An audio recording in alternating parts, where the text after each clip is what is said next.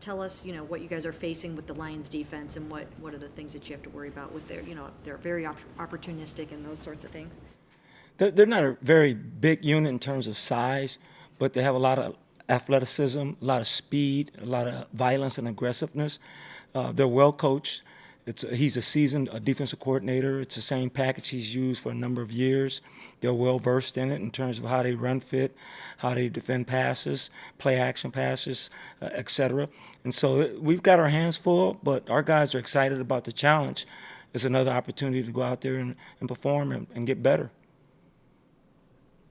Make some good run defense. They're schemed. They're schemed. They're very sound. They're gap-oriented. Players give themselves up in terms of the next man to make the play. No one tries to do anything that they're not supposed to do. There's a lot of trust in their scheme, and you see it. It jumps off at you right away that guys understand they are supposed to be in a certain spot every time. And it's fun watching them. It's not as much fun performing for them, preparing for them, but it is fun watching them play and hit people. Isaiah averaging 5.8 yards in the last game. I mean, obviously those are the numbers you want to start hitting, right? Yes. He came alive with the ball in his hand and obviously made the explosive run there early in the first quarter, the first drive.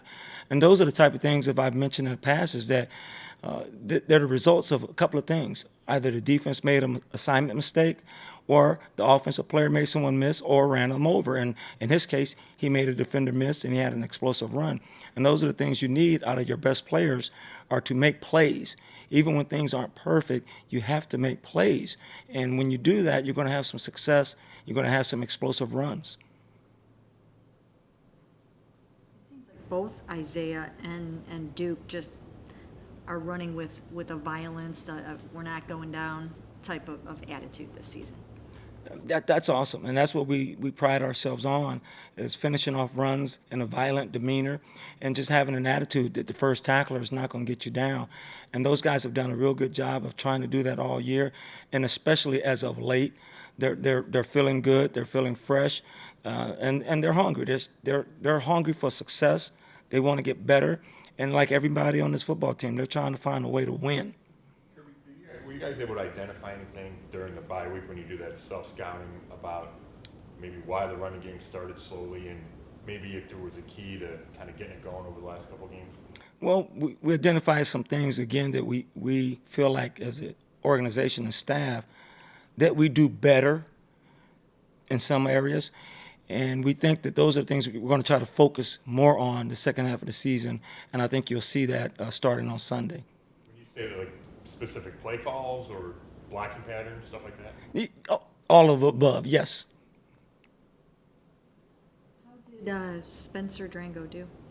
We thought he played well, and he deserved to continue playing at that position, and everyone was excited for him. He's one of the most likable guys on our football team. He works extremely hard.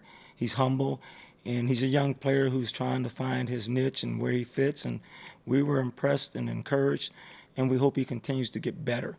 That was a very nice performance by him against a top-flight defender. What do you notice about the rookie middle linebacker for them, Davis? Wow. He is, for his size or lack of middle linebacker size, he's probably one of their most violent defenders. He will strike people. He can run. He's very, very athletic. He's got a big chore ahead of him because he has to line up everyone. And you can see that at times that it's been difficult for him, but he's handling it, and that's why he's still in there. But he's a good performer, and we think that he's somebody we have to really account for every play because he's a three-phase guy. He doesn't come off the field.